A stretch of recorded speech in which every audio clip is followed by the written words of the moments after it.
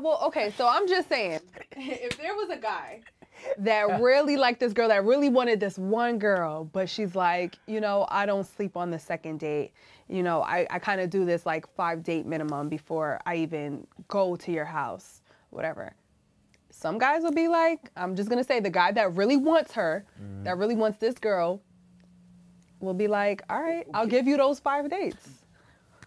But then here's the thing, it's not gonna happen. You know why? Because at the end of the day, if a guy hears a girl say 5 dates, automatically he's like, she's not even worth 5. Because I know at 5, many guys who can afford 5 dates probably already had this. Maybe some women that do that whole 5-date, whatever, or, you know, 90 days, whatever the case that they might, you know, push, are overqualifying themselves.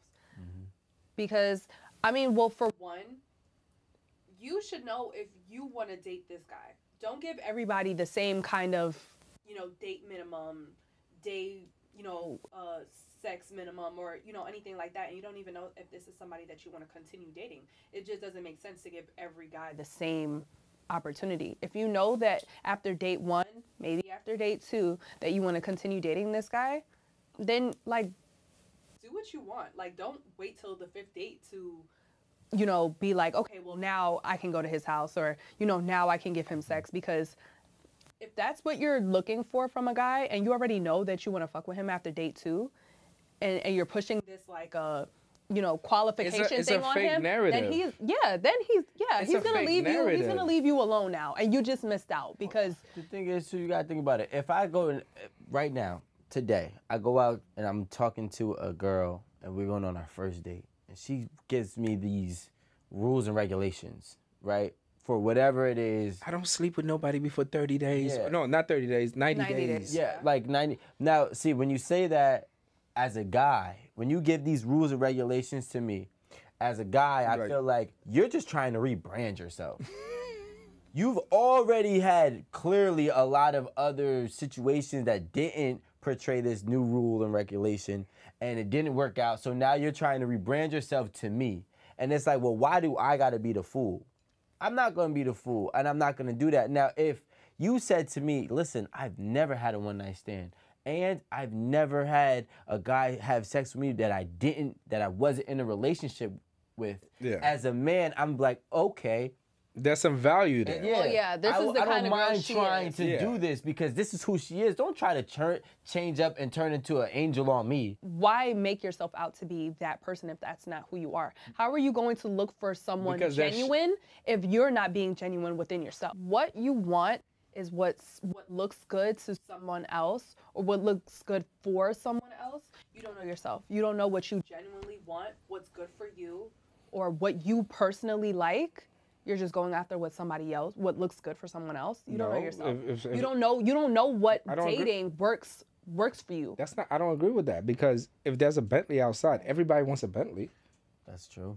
Why are you telling me I qualify for a Corolla? Okay, people want a Bentley, but you want a Bentley because you see that person over there with the Bentley. Because the Bentley's a custom-made car. You don't know anything about the Bentley, but you know that person has a Bentley, and everybody has been on that person because they got a Bentley. He's been getting so much attention. He's been getting so much girls because he got that Bentley, so I want it. But I don't know anything about a Bentley. I've never cared for a Bentley a day in my life.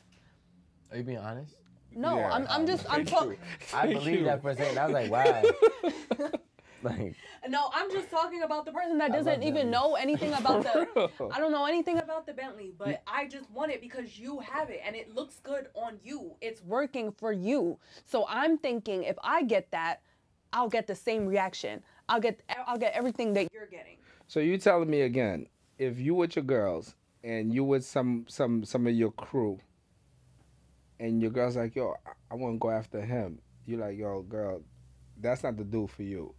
You know Tommy that's been trying to get at you from the library? You need to focus on that. And she's like, no, that's what I want. And what do you say then? Well, I'm not going to say that we can't be interested in the same person. That I agree. But well put, though. But is that person going to be interested in both of us? Because if we're two different people, you know, and we come from two different, like I told you, I do have friends that aren't like me. I have a church going friend, and I'm just using her as an example because I, spoke about her in the past. I don't really know that a guy that I'm interested in, that I know that if I talk to him, we can be dating. I don't know if he's gonna look at my friend and be like, oh, that's somebody that I can see myself dating. No, he's not. You say it. It is. Exactly, but that's my point. We can be interested in the same person, but that doesn't mean the same person is gonna go for the both of us. I mean, I think we gotta start thinking about what value is, right? So it's like, pardon me, you could both be interested in the same person, but that doesn't mean that that person is actually gonna find you of value. For example, right? You had this beautiful blue dress on, right? Somebody else would be like, yo, I love that beautiful blue dress, but guess what? You love it because how it looks on her. That doesn't mean it fits you the same way. Right. You will not look the same in that blue dress. Damn. You do not value that dress. Crazy. That dress does not value you. You both don't. You don't compliment. Yeah, yeah, exactly. Compliment each other. Yeah. So like the same thing is like when you have your desires, you have to know what's actually gonna complement you, right? Do you think that's what happens to a lot of guys as soon as they get a couple of dollars? The first thing they do, they go after looks, after looks, after looks, after looks. And then the looks that they're going after don't even really compliment them because they've never been in that position in their life. Yep. I mean, the thing is, you got to realize, too, everybody wants... When I heard the Bentley analogy, right? What I saw and what I heard was that everybody wants validation from others, right? Because me being honest, for example, an AP watch, right? Or it's a nice watch. It's a beautiful watch. It is. I never knew what it was until I was 25 years old. I had no idea what an AP was. It's a nice timepiece, though. It's a beautiful, valuable timepiece, and I've experienced it, right? So, and it took for me to get to that point to know what it was. But if you would have asked me at 23, would you ever buy a AP? And I'd be like, hell no. Especially for that. But is it valuable to you, or is it valuable because it's pricey? The reason why I'm saying that to you is this: there are billionaires who won't buy an AP. Yeah. So because at that point, once you can afford it, it's no longer something that is going to boost like your value. Right? That Bentley boosts your value. That AP boosts your value. So you're seeking validation because whatever is valuable on you or within your possession, people validates you. Exactly. So you need these things to give you value. Exactly. So when you want that bad girl, you want that bad guy, or not bad guy, but you want that guy that has that, image that we're talking about because it brings you value, but it's not really gonna compliment you in your actual relationship and compliment you in your actual life on a day-to-day basis. That part, because do you guys need these material things to add value to yourself when looking for someone to date? Like, people don't want to date their speed. Well, okay, that goes for one. Right? Who was she dating? Was she dating someone out of her league? Someone within her same speed? And two, what was the common denominator between these, these dates that by the second date she wasn't being called again, she wasn't hearing from them again? Well, from what we read, right? It said she said, this is the quote from what we read: no matter if I go on dates 1 through whatever, I know by this number I'm going to get ghosted. It's crazy. That screams insecurity, right? Lack of confidence within yourself. So now what happens is especially if you're dating somebody who is confident or somebody who values confidence, and you've already have this negative stigma within you, you're a pessimistic person. People can read that and feel that. Whether or not you're exuding it or whether or not you're aware that you're exuding it, we can feel when you're not confident in yourself. We could feel when you feel like you're going to fail, or we could feel when you're just a negative person. And realistically, for you to say that statement, no matter who I date, I know by this number of dates, I'm going to be ghosted, that means you're already coming here negative. Yeah. You already coming here like you lost. But Rico, think about this for a second. I ain't gonna save a loser. No, but what I'm saying is like that shit gotta be harsh. I ain't saving a loser. Getting ghosted is fucked up. It's either you're very you're not confident within yourself. like Rico said, to be saying that statement at all. Or your personality just doesn't give, I want to date you. Like, I want to date you for real. I and us have been talking about accountability a lot lately, right? Yes. And the thing is, sometimes you also got to be accountable with who you're going to date. Who are you going on dates with? You're clearly picking the people who don't value you. Enough for you to believe that you don't have value. Why do you think you were ghosted? I mean, he had his own problems. And I was just gonna say that because that's what he told me. I don't know if I was like, you know, too naive to like believe that. I don't think that was like 100% the truth. I just think that he was like afraid of commitment. So he like came up with everything that he had going on. Did y'all sleep together or didn't sleep together? No, we did. Oh, you did? Yeah, we did. And then he ghosted you? But it's not you, it's me. But it wasn't even that, to be honest. I think that we slept together one time before he did this. And there was no explanation until I saw him months later. Like, we were both at like a friend's birthday or whatever. And of course he felt awkward around me because, you know, I was giving the I don't give a fuck energy. So like. You was Geminiing it up. Yeah, I was Geminiing it up. He probably got so intimidated. He was like, yo, she just fucked me and walked away. She was cool with fucking. No, I mean, this didn't happen immediately after we slept together one time, but it was like, okay, when we did see each other again months later, he like pulled me to the side and he was just like, you know, how have you been? Like, you know, I want to explain myself, blah, blah, blah. Were y'all drunk? And no. Oh, I couldn't say. He might have wanted another round too.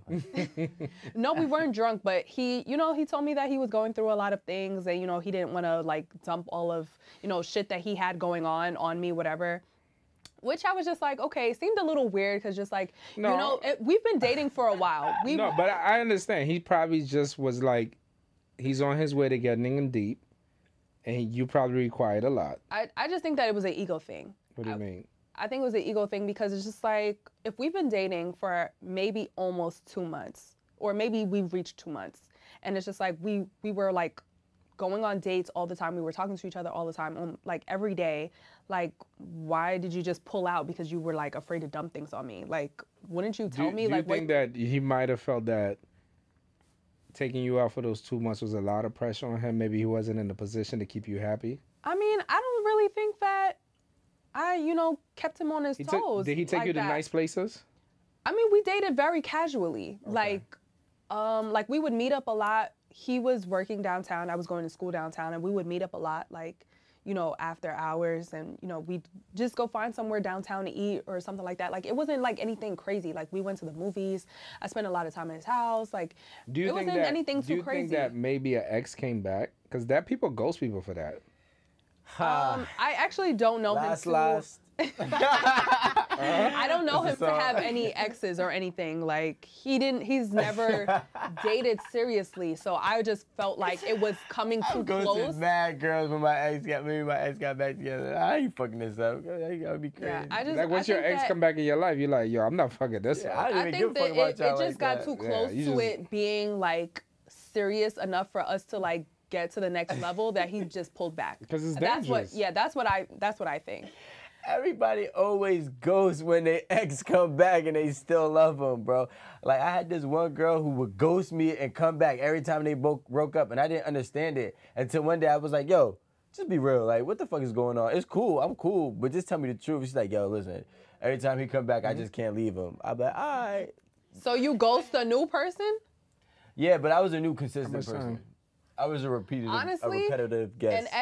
An ex coming back was just, I don't know. I gotta keep my new person still on hand. A dude, speaking from a guy's perspective, it might take a dude some time to really realize what he wants is worth it right now, right? Because a lot of guys, especially if you got it together, like, you know, I don't even care about a relationship. I just want to have fun. You feel what I'm saying? But if a great girl comes along and she makes the right strides and she starts to show why she's different and why she should be the one that he chooses or you know, picks, whatever they say, that's the only thing that's going to separate them.